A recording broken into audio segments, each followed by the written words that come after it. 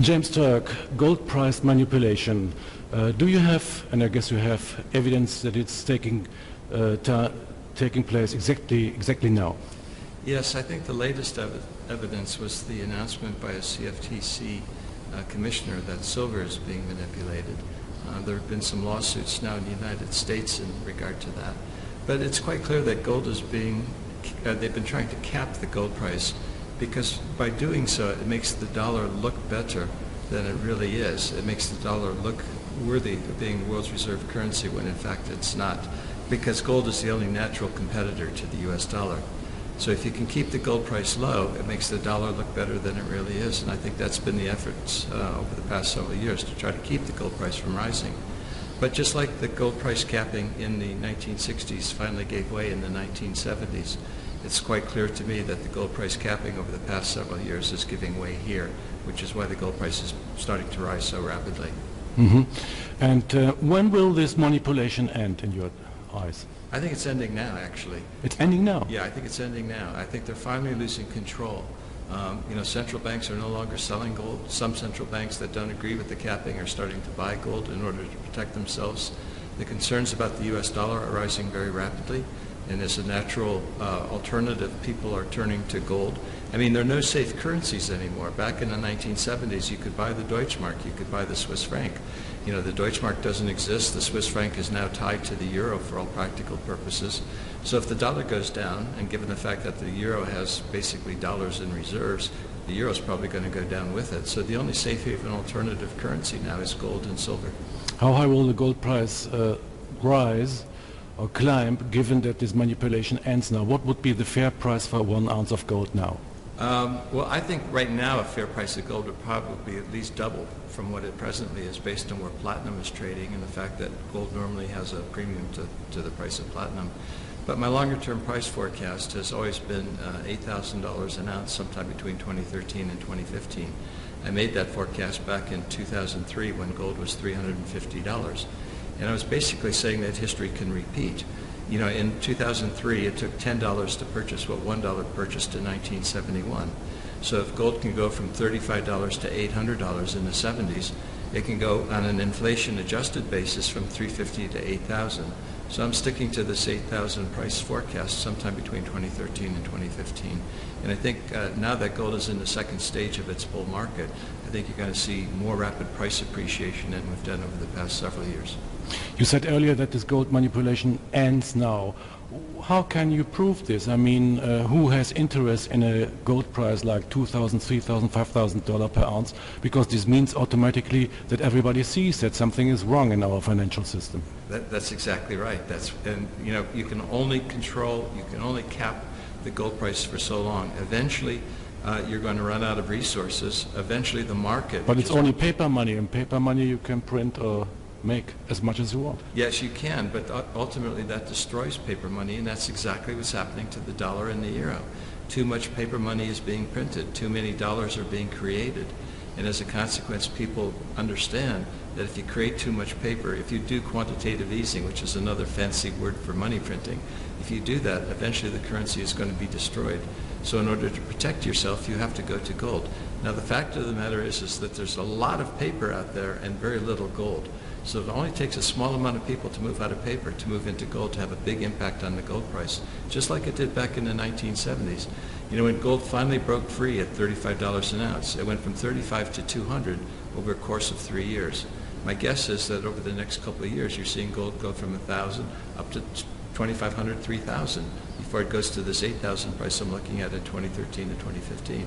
So I think you're going to see a much more rapid increase in the price of gold, because all of the people who understand that gold is sound money and are looking for a safe haven are moving out of paper into physical metal. And at the moment, only a few people understand that. It will become more. Somebody has reckoned it out that only half an ounce per man on this planet is left. Is that true? Yeah, that's about right. How much is it? Yeah, I think that's an accurate number. But the point is that you're making is that people, as they see the gold price rising, they intuitively understand that something is wrong with the monetary system. That causes them to look and see what's going on. As more people look and see that gold is a good place to be, that gold is a good currency to be saving, and holding and accumulating, that in itself will provide more demand for gold, less demand for paper alternatives, and as a consequence, the gold price will rise. Don't you see the danger of a gold prohibition then? I mean, if the system managers see that the gold price is rising, that people are escaping or fleeing into gold, isn't there the chance that they say, okay, now we prohibit it, as America did already one time? Yeah, America did that in 1933, but they didn't prohibit ownership of gold by Americans outside of the United States. And there may be a prohibition again this time in the future. So what you need to do is you need to diversify geographically, different countries, different political systems, and hold your gold in different places around the world. And that way you can mitigate the risks of confiscation with your gold, which I think is the most important bedrock asset in your portfolio.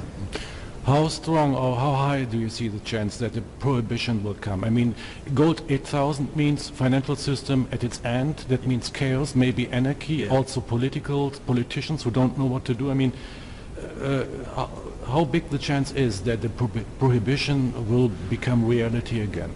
I'm not so sure that there will be a prohibition. I think the chance of prohibition on gold in any wide scale would probably be less than 20%. What I do see is a very high probability that there will be capital controls. And right now there's a lot of talk that with this recent program of quantitative easing that the Federal Reserve is starting, that there will be a lot of capital controls by countries outside the U.S. preventing the inflow of dollars to stop domestic inflation in terms of domestic currencies.